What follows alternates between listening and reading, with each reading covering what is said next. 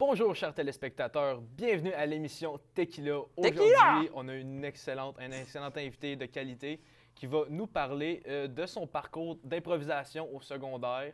J'ai bien nommé Monsieur Cédric Boutin. Bonjour Cédric! Salut Zach, ça va? Ben oui, vous, merci de demander, très Ben, apprécié. ça va super bien, merci. Donc, premièrement, tiens, on va poser des petites questions bien tranquilles.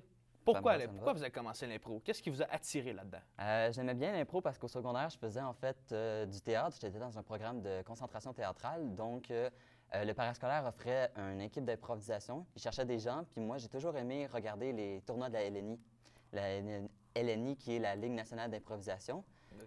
Dans mon enfance, c'était quelque chose que je regardais souvent. Ils ont fait pour le 365e de Montréal un spécial improvisation. Donc, à partir de là, j'ai trouvé la motivation de faire partie de mon équipe.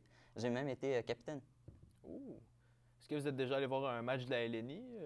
Malheureusement, non. J'ai jamais eu l'occasion, mais c'est sûr que anytime, si je peux, j'y vais. Honnêtement, par expérience, j'ai déjà été à voir un match quand même très le fun à regarder, très drôle, très divertissant. C'est très divertissant, oui. Fait que là, vous faites partie de votre école secondaire, un peu la Ligue d'impro. Est-ce que vous avez comme des tournois régionaux ou entre écoles? Bien, entre écoles, oui, on en a fait plusieurs. Notre équipe s'appelait, en réalité, notre équipe s'appelait les Cônes Oranges parce qu'on était tous vêtus de orange, donc on avait décidé de s'appeler de même. Et nos cris de guerre étaient Cônes Orange, puis on faisait des formations de Cônes Orange. Où, en fait, ce qu'on décidait de faire, c'était de nommer tous les problèmes de rénovation à Montréal. Donc, on disait Rue Sainte-Catherine, Cônes Orange, etc., etc. Et oui, on participait vraiment contre plusieurs autres écoles, puis il y en avait qui avaient vraiment beaucoup de potentiel.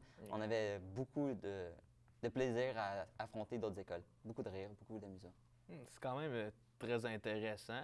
Là, l'impro, il y a eu beaucoup de critiques. Tu sais, moi, j'ai souvent entendu parler, c'est pas drôle, autant écrire un texte puis se pratiquer. Fait que c'est quoi, tu sais, qui est venu te chercher? Tu sais, pourquoi, toi, l'impro, tu penses tu sais, que ça mérite plus de visibilité, tu sais? Parce que, tu sais, le théâtre, on entend les grandes pièces, mais tu sais, la LNI, il y a plusieurs personnes qui savent pas ça veut dire quoi, tu sais. Fait que, qu'est-ce que tu penserais? Bien, ça a quand même beaucoup d'honneur de faire de l'improvisation, à mon avis, parce que autant le théâtre, c'est très impressionnant, mais tu sais, c'est répété, c'est pratiqué, puis c'est super impressionnant. Je dénigre aucun des deux. Mais l'improvisation, ça a ce petit truc de plus qui est de ne pas rien prédire. Je m'écarte un peu dans mes explications, mais ce que je veux dire, c'est que tu y vas vraiment with the flow, donc c'est un peu de voir la passion des gens puis leur talent, en fait, leur aisance à s'exprimer et à créer. C'est juste pur. Je vois pas pourquoi est-ce que des gens le dénigreraient. C'est une forme d'art, c'est comme l'art urbain ou de rue. C'est une autre manière, c'est spontané, puis ça a tous ses avantages. Ses qualités. Honnêtement, par improvisation, ça peut créer toujours des belles affaires. Ah oui, il y a tellement de catégories, ça offre des belles situations drôles. Il y a les catégories chantées, il y en a tellement que je ne vais pas commencer à les nommer. Est-ce que vous avez déjà pensé faire ça comme niveau professionnel, justement, se rendre dans la LNI de votre côté? Actually, oui, à un moment donné, j'aimais tellement ça que j'y ai pensé, puis je le considère peut-être pas encore, mais j'ai été très déçu d'apprendre qu'à l'école, ici, il n'y en avait pas.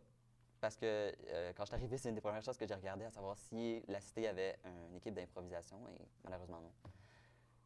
Mais en même temps, c'est que ça te fait vraiment connaître plein de gens. Tu sais, veux pas, c'est tellement non préparé quand tu affrontes une autre équipe, tu apprends à connaître d'autres personnes, puis tu vois l'humour des gens. Bien, malheureusement, Cédric, c'est tout le temps que nous avions pour ton sujet quand même intéressant. Donc, chers téléspectateurs, j'espère que vous avez apprécié cette édition 26 du nom de l'émission Tequila. La semaine prochaine, nous allons recevoir Alexandre de Courville-Nicole qui va nous parler de sa session avec ses étudiants du groupe 20.